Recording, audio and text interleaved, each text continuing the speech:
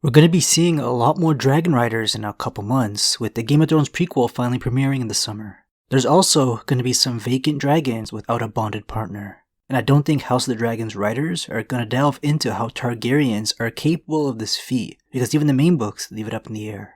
The Targaryen family, whether it be during the time period of House of the Dragon or the crazy Daenerys era, have no idea why no one else has these overpowered abilities. They just tell each other it has to do with their blood. Any more details have been lost to time. The trick that a select few families figured out back on the Valyrian race's homeland kicked off their world domination plot 5,000 years back. Their fire and blood magic is lost to not only the Targaryens, but seemingly the world, thanks to the doom that destroyed their homeland Valyria. Only the knowledge behind the magic is gone. Each member of the house is still capable of bonding with one and only one dragon. Attempts after the doom of Valyria by the surviving Targaryens who escaped the doom thanks to a little girl's prophetic dream predicting their homeland blowing up. Why ask questions when everything's going so smooth for them?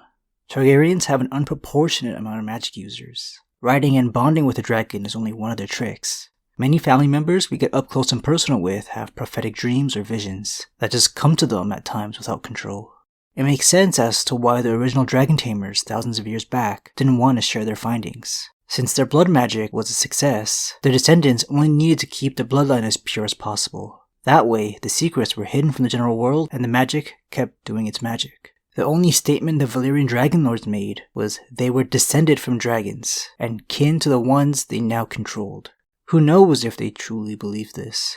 But out of all the Valyrians living on the peninsula, only the 40 ruling families, referred to as Dragonlords, could tame and control dragons. And now only one lives, a lesser family, compared to some of the other unnamed big players, House Targaryen. It was a tradition for the Valyrians to partake in incestuous marriages, brother to sister being the common one. A very taboo act in all places of this fictional world. A sin against the gods on Westeros, the continent the Targaryens migrated to in order to avoid the doom, bringing 5 of their dragons along with them to start a new life. Instead of fearing the people of Westeros hunting them down for committing incest, they doubled down. The man who conquered the whole place, the first Aegon, married both of his sisters. Aegon the Conqueror loved one sister and married the other because of duty, so maybe his Lord Father arranged that one. The more modern Targaryens on Westeros didn't really care to keep the bloodline pure. Like the other noble houses, their main priority was political alliances, and when that wasn't as important, incestuous marriages were held for love or to fulfill a prophecy. Looking at Dany and her brothers Rhaegar and Viserys, their unique Valyrian traits stayed with them for over 300 years on Westeros. The silver gold hair and purple eyes, the pale skin. A good indication that the bloodline was indeed kept pure. So I think the given cause of Valyrian Dragonlords taming dragons through their bloodline alone is the most believable reasoning given to us. When the first Valyrians, who were just simple sheep herders, hidden away from the rest of the world because of the surrounding volcanoes, found dragons layering within the volcanoes for warmth, lots of experiments must have went down. Valyrians are known to conduct unethical practices to further whatever study, like forcibly mating humans and beasts to make chimeras.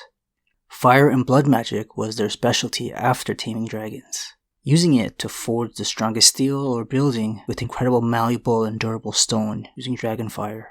There's mention of binding spells with the use of magical horns, but the only time we see one of these horns used in the books, it only charges the insides of the man to the point where he drops dead afterwards. This same horn, under the ownership of Euron Greyjoy, is making its way to Dany's dragons in Meereen. We'll see how effective this technique is in the next book. It wouldn't be surprising if there were other ways to get a dragon to obey you. While most Targaryens had dragon eggs placed in their beds from the moment they were born while they slept to form an early connection, older Targaryens who didn't already bond with the dragon just cautiously approached the vacant dragon and hopped on its back. There was one example of a girl trying her own technique and succeeding. This girl, Nettles, didn't have any of the normal Valyrian characteristics. She's actually purposely described as looking quite the opposite. Darker skin instead of pale, brown hair instead of silver, and no purple eyes. This obviously isn't proof she doesn't have a distant relative with the quote-unquote blood of the dragon. But I do take it as the writer George R. R. Martin hinting towards her being just a common girl taming a dragon on her own.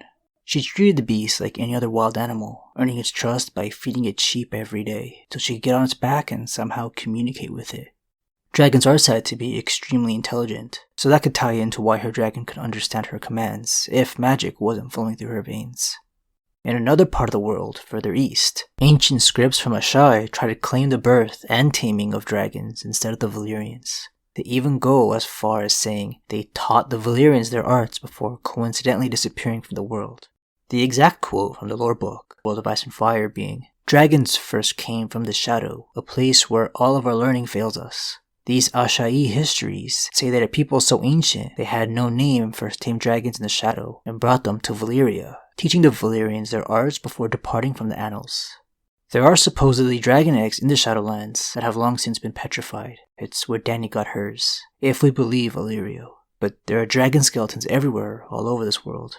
It's a ballsy claim to make when not a single person in Asshai is a dragon rider, when to this day, Valyrians are still flying around after Dany blood magically resurrects her petrified dragon babies. So we're given multiple possible explanations. How generous of Martin. Mildly contradicting themselves, saying they're kin to the dragons and thus need to keep their bloodline pure, but also actively try to keep dragons binded to them through magic horns and spells. I like to think around 5,000 years back, when the shepherds first found dragons laying within the 14 Flames, which is the official name of the volcanoes on Valyria. They forgot all about their sheep and went to work dedicating all their time to experimenting with fire and blood magic. This location went unnoticed in ancient times. Everyone in Essos was focused on the Giscari Empire, a little over to the east, as the world's biggest superpower and threat, prior to Valyria taking over. It could have taken the shepherds centuries, but eventually a breakthrough, likely related to blood magic, was discovered. A sacrifice of equal value is usually the clause behind blood magic. Maybe ingesting some of a dragon's boiling blood could be a fair way to get it done, affecting even their offspring. Controlling dragons also meant controlling dragon fire, which is different than your regular flame. These are fantastical creatures with their flames burning hot enough to melt stone, but still vulnerable to magma. It's poetic that the volcanoes gave them dragons, then Valyrian Dragonlords used them to conquer other lands and collect slaves to mine the volcanoes. In turn, the volcanoes all erupted simultaneously in a natural disaster, destroying the peninsula, killing every person and dragon around.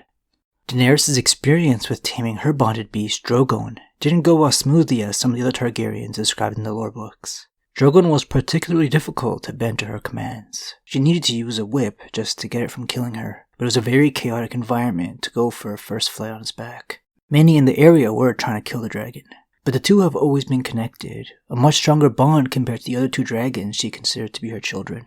This is magic in a fantasy story we're talking about, so we can't always get a satisfying explanation, but the hints dropped in A World of Ice and Fire are good enough for me. Just here to say, all the Targaryens we're going to see on screen when House the Dragon drops are going to be as clueless when it comes to the details as the reader.